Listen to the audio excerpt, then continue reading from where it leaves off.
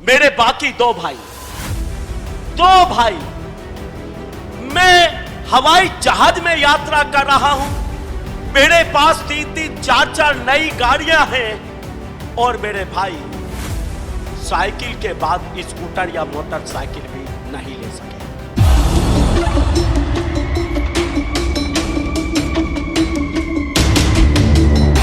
मसीह में जीते हुए भी अगर आप मसीह में नहीं जीते हैं तो आपके लिए कुछ भी नहीं, आपके लिए कुछ भी नहीं। लेकिन अगर आप मसीह में जीते हैं, मसीह में रहते हैं, मसीह आपके जीवन में रहता है, आपके लिए सब कुछ है, आपके लिए सब कुछ। मैं आपको बता दूं, मैं एक बहुत ही गरीब परिवार से हूं और मैं यीशु मसीह को नहीं जानता था। परमेश्वर का धन्यवाद हो, मैंने यीशु मसीह को जान लिया।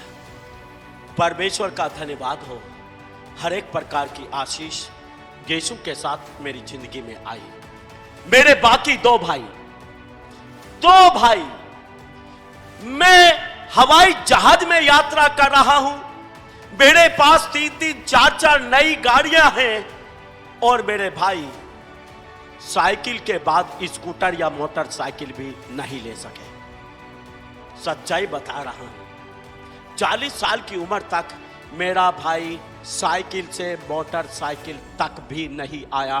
वो 40 साल तक साइकिल पर ही चलता रहा, कारण वो यीशु में नहीं था। दूसरा भाई यीशु में नहीं था और 40 साल के बाद मेरा एक भी भाई नहीं जी सका, क्योंकि जीवन तो मसीह में ही है। 3 भाइयों में से एक भाई हूं जो अब तक जिंदा है और हमेशा के लिए जिंदा है। Hallelujah, hallelujah. मैं मसीह में आया, मुझे हर प्रकार की आशीष परमेश्वर ने दी। मैं मसीह में आया, मुझे हर प्रकार की बढ़ती परमेश्वर ने दी। मैं मसीह में आया, मुझे हर प्रकार की सफलता परमेश्वर ने दी। मैं मसीह में आया, मैंने परमेश्वर की हर प्रकार की भलाई को देखा।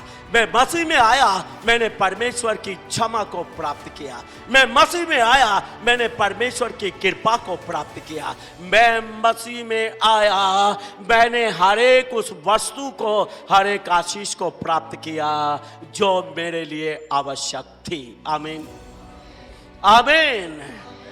बाइबिल में लिखा है, पहले उसके धर्म और राज की खोज करो, बाकी चीजें तुम्हें मिली जाएंगी। आप मसीह की खोज करें, आप यीशु की खोज करें। रोटियों की खोज करने से रोटियां नहीं मिलती हैं, कपड़ों की खोज करने से कपड़ा नहीं मिलता, मकान की खोज करने से मकान नहीं, दुकान की खोज करने से दुकान नहीं। लेकिन जब आप मसीह की खोज करेंगे, आपको रोटी, कपड़ा, मकान, बिजनेस, कारोबार, धन दौलत सब कुछ आपको मिलेगा। हालेलुया। एक बार वचन आपको पढ़कर सुनाना चाहता हूं, ध्यान से सुने। जिसने अपने निज पुत्र को भी ना रख छोड़ा, परंतु उसे हम सब के लिए दे दिया, वह उसके साथ हमें और सब कुछ क्यों ना देगा। किसके साथ देगा? यीशु के साथ। आमीन, आमीन।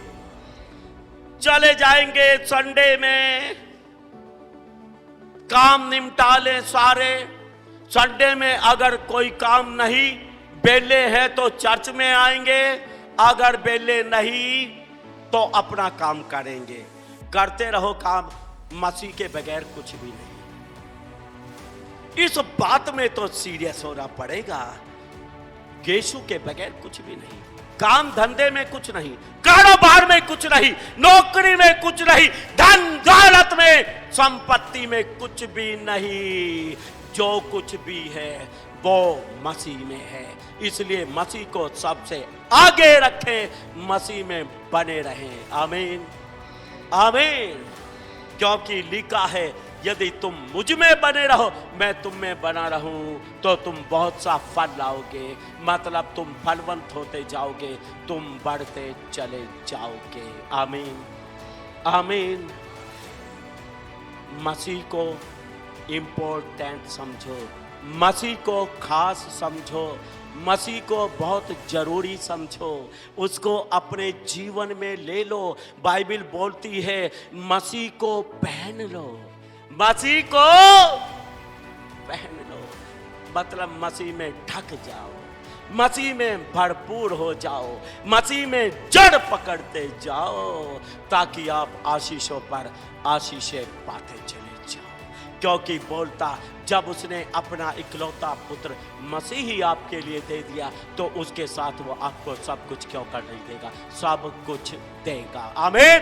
अधिक जानकारी के लिए हमारे दिए गए प्रेयर हेल्पलाइन नंबर पर आप 2400 घंटे कॉल कर सकते हैं।